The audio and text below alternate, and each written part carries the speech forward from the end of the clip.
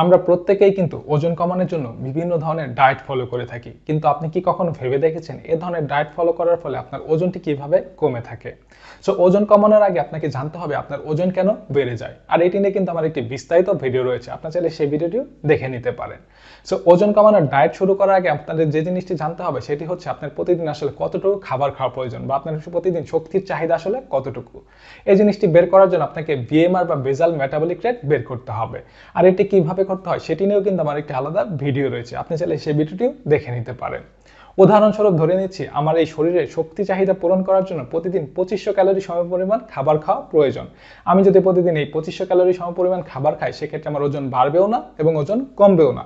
যেহেতু আমাদের ওজন কমাতে হবে সেক্ষেত্রে আমাদের চাহিদার থেকে কম পরিমাণে খাবার খেতে হবে। এখন কথা হচ্ছে আমি কতটুকু খাবার কম খেলে আমার কতটুকু ওজন কমবে। আপনি যদি আপনার চাহিদার থেকে 500 ক্যালোরি খাবার প্রতিদিন কম খান সেক্ষেত্রে আপনার প্রায় প্রতি সপ্তাহে হাফ কেজি অর্থাৎ 500 গ্রামের মতো ওজন কমবে।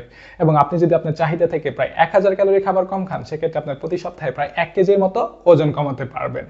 উদাহরণস্বরূপ ধরে নিয়েছিলাম আমারও কিন্তু প্রতিদিন 2500 ক্যালোরি খাবার প্রয়োজন।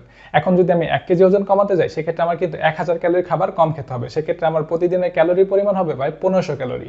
এই যে আমি প্রতিদিন 1000 ক্যালোরি ঘাটতি দিচ্ছি এর ফলে কিন্তু আমার ওজনগুলো একটু একটু করে কমে যাচ্ছে।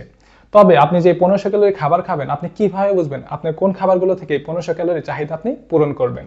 এবং এখানে আপনাকে আরেকটি জিনিস লক্ষ্য রাখতে হবে, এই 1500 ক্যালোরির মধ্যে কিন্তু আপনি সব ধরনের খাবার রাখতে হবে, অর্থাৎ প্রোটিন জাতীয় খাবার, কার্বোহাইড্রেট জাতীয় খাবার, ফ্যাট জাতীয় খাবার, এবং এগুলো কিন্তু আপনাকে কোনটা কত পরিমাণ রাখবেন সেগুলো কিন্তু আপনাকে লক্ষ্য রাখতে হবে।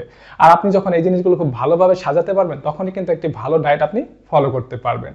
আর আপনি যদি না জেনে থাকেন ওজন কমানোর জন্য আসলে কি ধরনের ডায়েট আপনার ফলো করা উচিত বা কি ধরনের ব্যায়াম করা উচিত, সেজন্য কিন্তু আপনি সেটা আমার সাথে পার্সোনাল ট্রেনিংও করতে পারেন।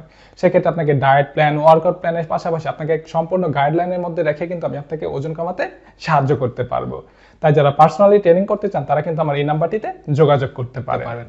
সো বন্ধুরা, এভাবে আমাদের ডায়েটে আমাদের ক্যালোরিক ডেফিসিট করার মাধ্যমে কিন্তু আমাদের ওজনগুলো আস্তে আস্তে কমে থাকে।